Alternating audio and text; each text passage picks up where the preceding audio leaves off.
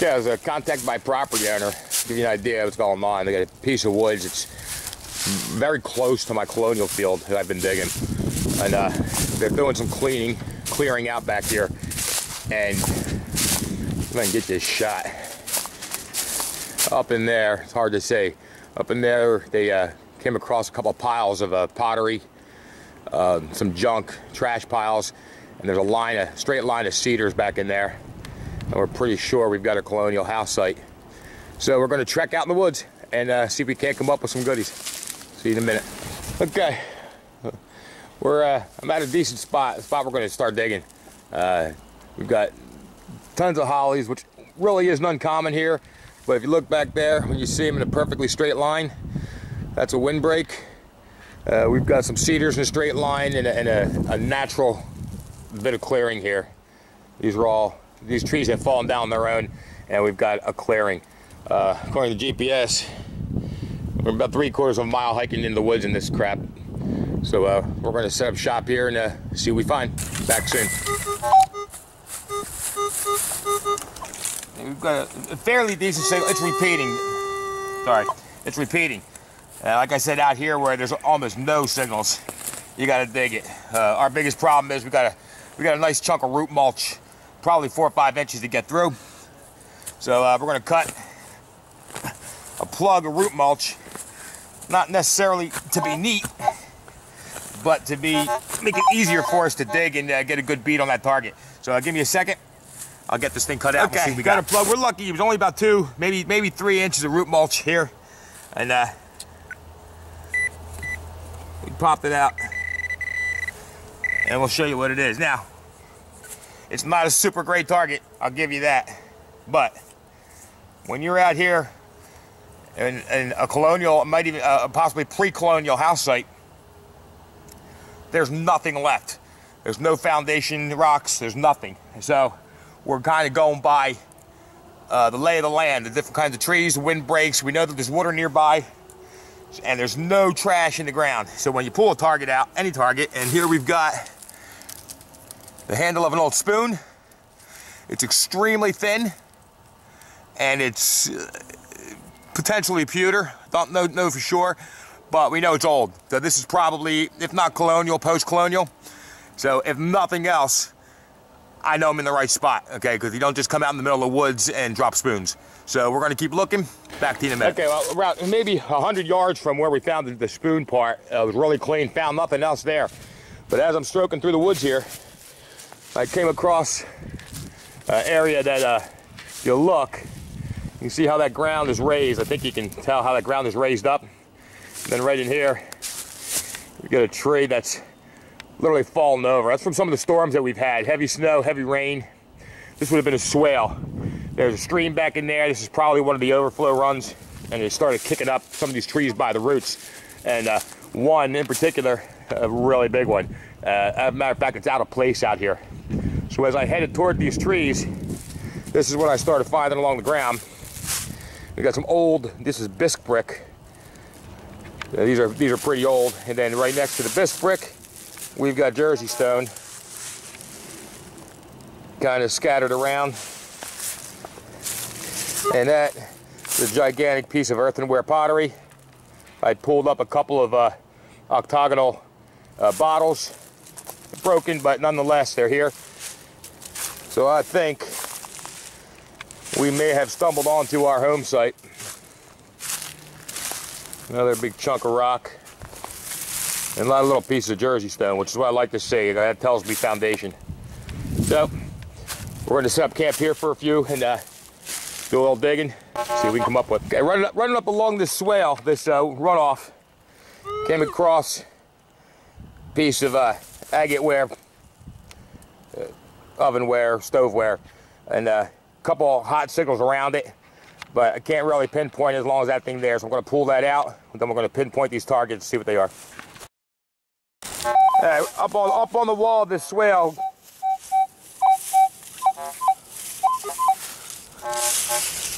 a couple of repeaters. That one in particular. So we're going to pull them out of the ground, see where they are. Yeah, we got roots growing through here and all, so I'm gonna have to peel back a good chunk of this root mulch and this woods mulch, and try and expose, you know, maybe some soft dirt underneath. But we got some pretty big roots growing in here, so I'll be back with you in a minute. Okay, some serious hacking here, and got rid of one root and got the signals right under the root up on the hip of this swale. Luckily, washout kept it from being too deep. See if you guys can zoom in and see the edge of it. There she be. Now let's see what we got.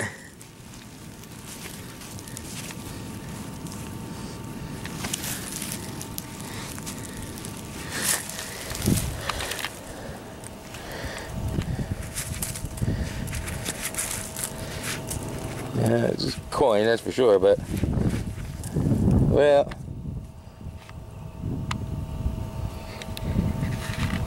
don't know. To clean her up a little bit and let you know in a few. Back soon. Real quick, if you guys can see it, let her dry out a little bit, expose some of it. That is a crude global cross on the back of it. So although I don't know which one it is particularly, it's some type of real. I'm guessing Spanish real of some sort. It's not silver, it's a copper real. That would probably put it right around Colonial period. So I'm really stoked that I don't find very many of these at all, but that's an awesome find. So we'll clean her up later for the video and show you what we got. See you in a minute.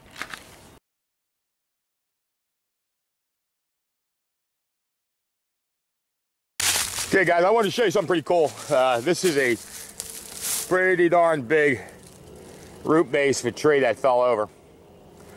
And generally when they're exposed like this, I'll come over and run detector over it or pinpointer over it and see if you get any signals. You'd be surprised how often you find a couple pennies or something underneath one of these trees. So I just came over and ran my pinpointer right over this spot. And gotta show you what I saw. Take a look.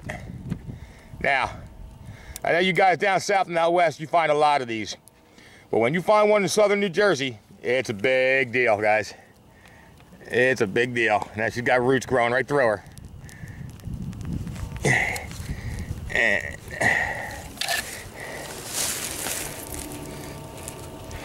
you don't find too many mini balls sitting in root bases in South Jersey. So if you don't think I'm pumped right about now, you'd be sadly mistaken.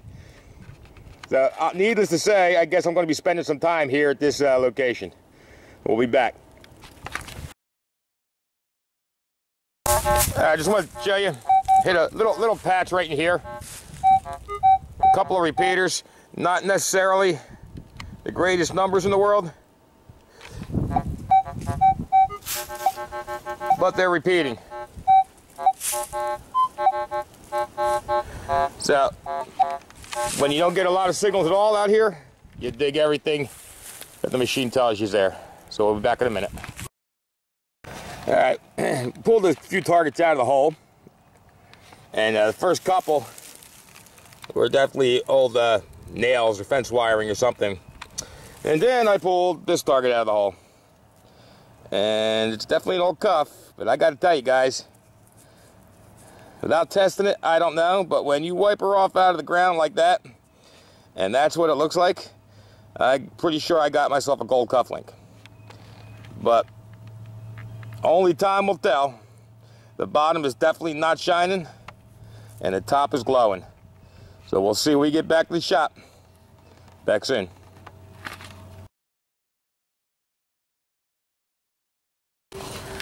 Okay, we're back real quick because I just put the pinpointer back in the hole before I closed her up. Same holes where the cufflink and the nails came out of.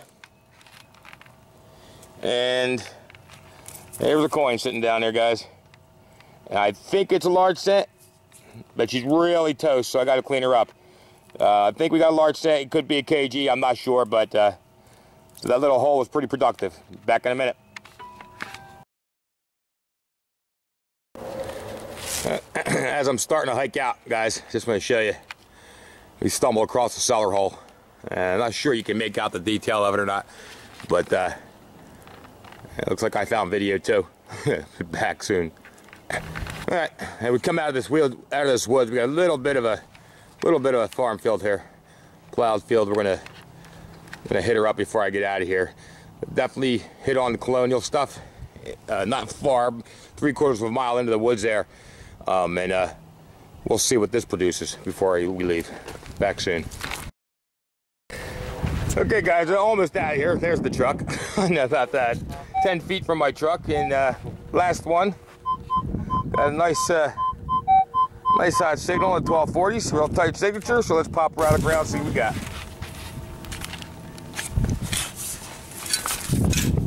Yeah, look at that, baby. Right on top. And it is.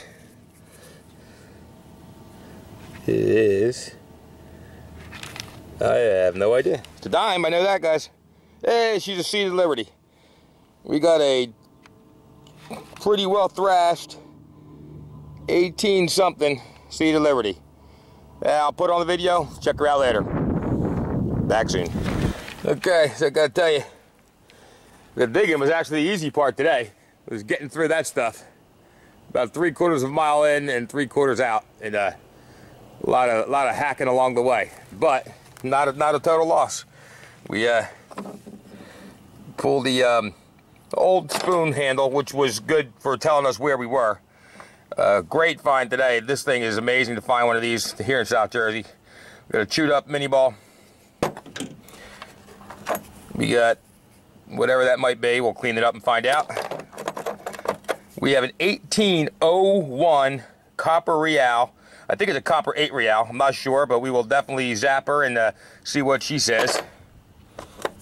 And what I thought was an LC is an LC. Don't know the date yet. We will find out, I hope. We got an 1889 chewed up Seed of Liberty dime. And we got a bit of gold. You got a gold, old gold cuff stud. And she should clean up real nice. And then here's our what if pile. This came up as a hot rock, guys. It's definitely man-made. We're going to clean her up and see if I can come up with something. This is what we were talking about on the radio show, hot rocks that are degraded relics. It's definitely a man-made piece. We'll see what we can pull out of it. And then this, bunch of what ifs. And there's our aluminum trash. And that's it. Until next time, we're definitely going to come back. We found the cellar hole out there. We definitely found another site of foundation rock. So this will be the subject of a couple videos, I think. So we'll be back. Until next time, just get out there and detect, America.